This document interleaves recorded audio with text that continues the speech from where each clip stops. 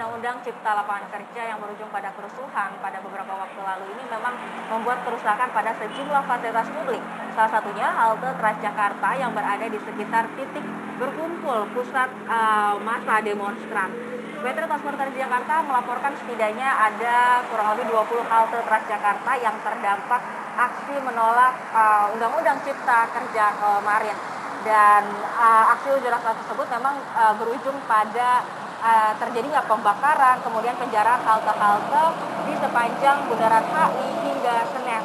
Selain membakar, sejumlah oknum juga turut merusak halte dan juga fasilitas-fasilitas yang tersedia di halte Transjakarta lainnya.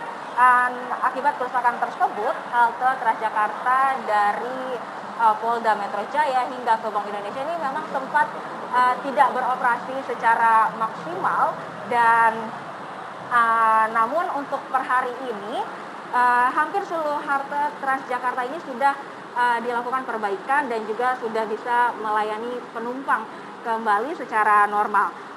Seperti salah satunya ini halte Tosari, tempat saya melaporkan saat ini. Memang halte Tosari ini menjadi salah satu halte yang sebelumnya ini mengalami rusak berat akibat aksi menolak Undang-Undang Cipta Kerja beberapa waktu kemarin ini. Dan saat ini halte Tosari sendiri juga sudah dilakukan perbaikan dan sudah bisa melayani penumpang secara normal kembali. Dan untuk mengetahui lebih lanjut bagaimana dampak dari kerusakan halte-halte Transjakarta tersebut dan juga rencana perbaikan, saat ini saya sudah bersama dengan Direktur Utama PT Transjakarta yaitu Bapak Sarjono Joni Citrokusumo secara eksklusif untuk CNBC Indonesia. Selamat pagi Pak Sarjono. Selamat pagi. Iya Pak, kan dengan adanya kerusakan ini seperti apa sih Pak PT Transjakarta mengalami kerugiannya, mungkin estimasi kerugiannya dan juga dampaknya kepada perusahaan sendiri Pak. Bisa disampaikan Pak? Ya, jadi ada kurang lebih 46 halte yang terdampak akibat kejadian kemarin. Estimasi kerusakan itu adalah sekitar 65 miliar. Jadi sekali lagi bukan biaya memperbaiki 65 miliar, tapi estimasi kerugian atau kerusakan itu sekitar 65 miliar.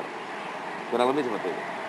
Dengan kerusakan 65 miliar tersebut, ini dananya bersumber dari mana Pak? Dari internal dana perusahaan atau memang ada subsidi dari Pemprov DKI Jakarta? Jadi gini, sekali lagi 65 miliar itu adalah angka kerugian, gitu ya. Kita belum tahu ini sekarang berapa kita akan membangun ini dan menyelesaikan ini dan lain sebagainya.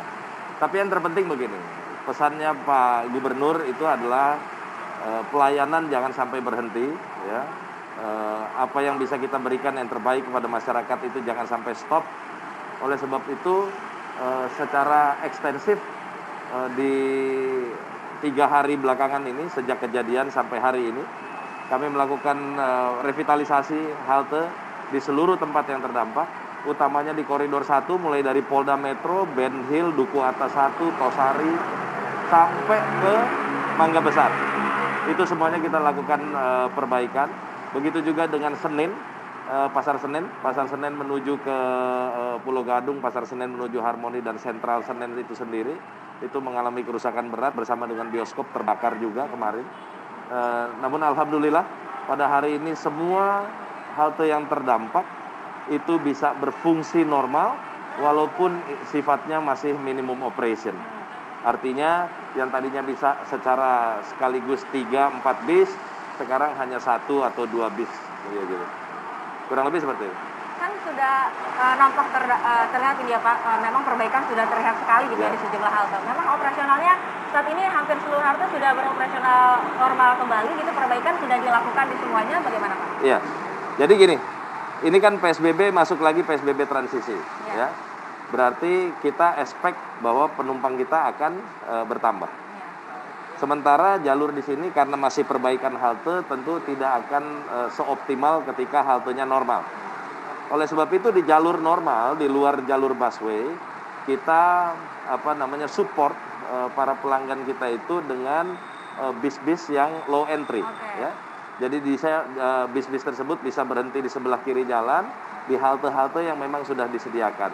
Itu sebagai backup terhadap kurang optimalnya pelayanan di jalur busway.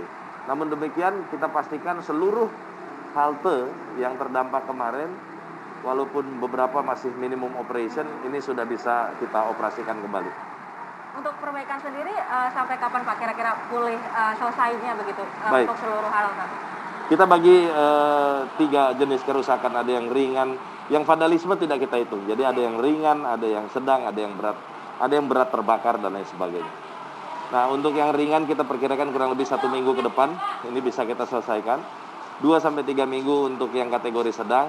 Sementara untuk yang berat seperti yang kita lihat di belakang ini memang harus dipotong H-beam-nya, lalu kemudian diangkat dan dibangun ulang. Maka itu akan makan waktu kurang lebih 5-6 minggu, dan seperti yang kita sampaikan mungkin juga sampai 2 bulan. Itu paling maksimum 2 bulan. Dan untuk operasionalnya sendiri Pak, bertepatan dengan PSBB transisi jilid kedua juga gitu ya Pak. Nanti apakah ada perbedaan dengan PSBB ketat sebelumnya gitu kan dengan sekarang Jakarta dengan PSBB Terkait apa itu? transisi? Operasional ya Pak? Operasional, oke. Ya. Begini, kalau terkait dengan PSBB tentunya terkait dengan protokol kesehatan, ya. Kita pasti cuci tangan, kita pasti pakai masker, dan kita pasti menjaga jarak. Nah, seperti kita lihat di bis ini jumlah maksimum penumpangnya juga kita batasi ya. Jadi sesuai dengan aturan yang memang berlaku di PSBB transisi. Operasional tidak ada yang berubah, sama saja. Kenapa? Karena kemarin juga kita sudah mengeluarkan hampir 70% daripada armada bis yang kita punya, gitu ya. Jadi akan sama dengan yang kemarin.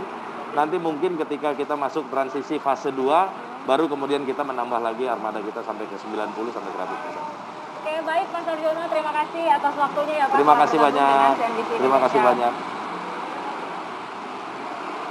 Ya, demikian perbincangan eksklusif CNBC Indonesia dengan Direktur Utama Transjakarta Bapak Sarjono John Citrokusumo.